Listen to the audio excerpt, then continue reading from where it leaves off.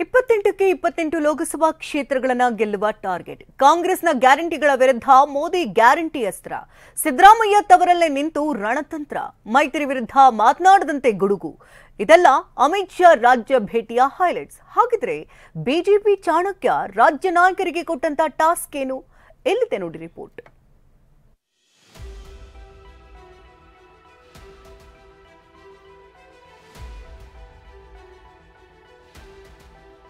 ಲೋಕಸಭೆ ಚುನಾವಣೆಗೆ ರಣಕಹಳೆ ಮೊಳಗಿಸಿದ ಅಮಿತ್ ಶಾ.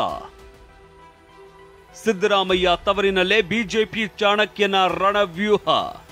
ಸುತ್ತೂರು ಜಾತ್ರೆಯಲ್ಲಿ ಪಾಲ್ಗೊಳ್ಳೋದಕ್ಕೆ ನಿನ್ನೆ ಮೈಸೂರಿಗೆ ಬಂದಿದ್ದ ಅಮಿತ್ ಶಾ ಇದೇ ವೇಳೆ ಲೋಕಸಭೆ ಚುನಾವಣೆಗೆ ರಣವ್ಯೂಹ ರಚಿಸಿದ್ದಾರೆ. ರಾಜ್ಯ ನಾಯಕರ ಅಭಿಪ್ರಾಯ ಸಂಗ್ರಹಿಸಿ ರೂಟ್ ಮ್ಯಾಪ್ ರೂಪಿಸುವಂತೆ ಸಲಹೆ ಸೂಚನೆಗಳನ್ನ ನೀಡಿದ್ದಾರೆ. ಹಳೆ ಮೈಸೂರು ಭಾಗದ 4 ಕ್ಷೇತ್ರ ಕಬ್ಜಾಗೆ ಟಾರ್ಗೆಟ್.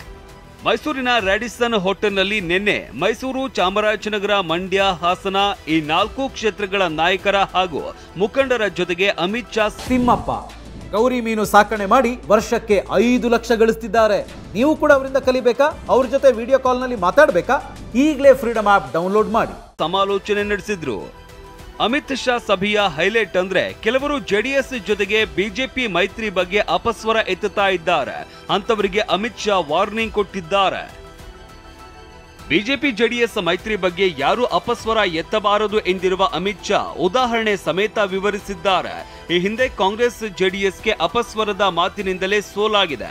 ಅವರು ಮಾಡಿದ ತಪ್ಪನ್ನೇ ನಾವು ಮಾಡಬಾರದು, ಮೈತ್ರಿಗೆ ಧಕ್ಕೆಯಾಗುವಂತಹ ಯಾವುದೇ ಹೇಳಿಕೆ ಕೊಡಬಾರದು ಅಂತ ಅಮಿತ್ ಶಾ ವಾರ್ನಿಂಗ್ ಕೊಟ್ಟಿದ್ದಾರೆ.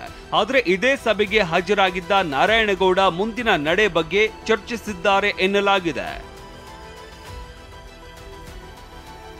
ಅಮಿತ್ ಶಾ ಜೊತೆಗಿನ ಮಾತುಕತೆ ಕುರಿತು ಪ್ರತಿಕ್ರಿಯಿಸಿದ ಬಿಜೆಪಿ ರಾಜ್ಯಾಧ್ಯಕ್ಷ ವಿಜಯೇಂದ್ರ, ಲೋಕಸಭಾ ಚುನಾವಣೆಯಲ್ಲಿ ಪಕ್ಷ ಗೆಲುವು ಸಾಧಿಸುವುದಕ್ಕೆ ಹೇಗೆ ರಣತಂತ್ರ ರೂಪಿಸಬೇಕು ಅನ್ನೋದರ ಬಗ್ಗೆ ಸಲಹೆ ಸೂಚನೆಗಳನ್ನ ನೀಡಿದ್ದಾರೆ ಅಂತ ಹೇಳಿದ್ರು.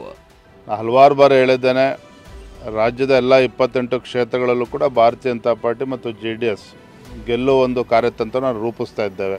ಮುಖ್ಯಮಂತ್ರಿಗಳ ತವರೂರು ಅನ್ನೋದಕ್ಕಿಂತ ಹೆಚ್ಚಾಗಿ ನಮ್ಮ ಭಾರತೀಯ ಜನತಾ ಪಾರ್ಟಿಯ ಭದ್ರಕೋಟೆನೂ ಕೂಡ ಹೌದು. ಲೋಕಸಭಾ ಚುನಾವಣೆಯಲ್ಲಿ ಪ್ರತಿ ಚುನಾವಣೆಯಲ್ಲೂ ಕೂಡ ಭಾರತೀಯ ಜನತಾ ಪಾರ್ಟಿಗೆ ಬೆಂಬಲ ನೀಡ್ಕೊಂಡು ಬಂದಿದ್ದಾರೆ. ಈ ಬಾರಿ ಚಾಮರಾಜನಗರ ಲೋಕಸಭಾ ಕ್ಷೇತ್ರ ಸಹಜವಾಗಿಯೇ ಮಾನ್ಯ ಹಿರಿಯರಾಗಿರ್ತಕ್ಕಂಥ ಶ್ರೀನಿವಾಸ್ ಪ್ರಸಾದ್ ಜೀರವರು ರಾಜಕೀಯ ನಿವೃತ್ತಿಯನ್ನು ಘೋಷಣೆ ಮಾಡಿರುವ ಈ ಸಂದರ್ಭದಲ್ಲಿ ಸೂಕ್ತ ಅಭ್ಯರ್ಥಿಗಳನ್ನು ನಾವು ಹುಡುಕೋಬೇಕಾಗಿದೆ.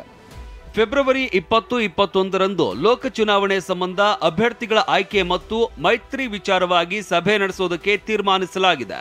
ಇನ್ನು ಅಮಿತ್ ಶಾ ರಾಜ್ಯ ಭೇಟಿಯಿಂದ ರಾಜ್ಯ ಬಿಜೆಪಿಯಲ್ಲಿ ಹೊಸ ಉರುಪು ಬಂದಿದೆ. Bureau report, TV9.